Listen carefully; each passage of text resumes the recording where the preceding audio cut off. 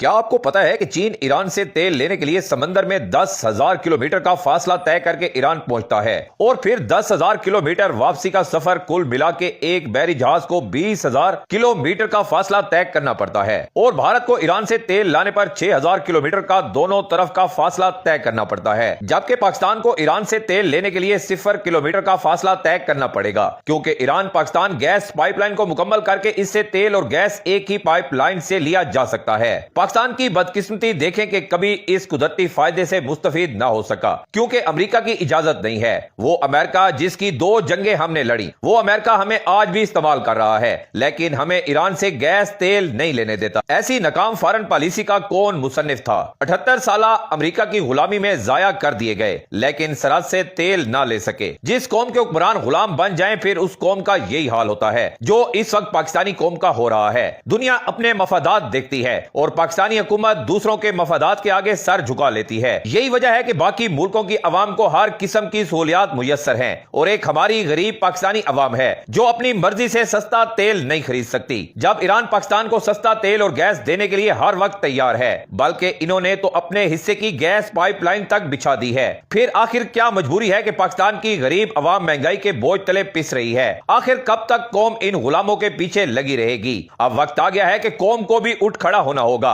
اور اپنے حق کے لیے آواز اٹھانا ہوگی اور اس امپورٹڈ حکومت پر دباؤ ڈالنا ہوگا کہ ہم کیوں امریکہ کی غلامی میں مہنگا تیل اور گیس خریدے، ہم کیوں اپنے برادر اسلامی ملک ایران سے سستا تیل اور گیس نہیں خرید سکتے۔ یہ ایک ایسا سوال ہے جو ہر پاکستانی کو اپنے حکمرانوں سے پوچھنا چاہیے۔ اگر آج بھی عوام سوال نہیں کریں گے تو پھر اس قوم کا کوئی مستقبل نہیں ہے۔ جو قومیں اپنے حق کے لیے کھڑی نہیں ہوتی پھر وہ اسی طرح ذلیل ہوتی ہے جس طرح پاکستانی قوم ہو رہی ہے۔ دنیا اپنے فائدے کے لیے جس مرضی ملک سے جو مرضی چیز منگوا رہی ہے، جبکہ ہم امریکہ کی غلامی میں پھنسے ہوئے ہیں اور اپنی مرضی سے اپنے برادر اسلامی ملک ایران سے تیل اور گیس تک نہیں خرید سکتے۔ آخر میں آپ سے یہی سوال ہے کہ کیا پاکستانی قوم اسی طرح مہنگائی کے بوجھ تلے دب کر سسک کر زندگی گزارتی رہے گی یا اپنے حق کے لیے کھڑی ہوگی؟ کمنٹ سیکشن میں اپنی رائے کا اظہار ضرور کیجیے گا۔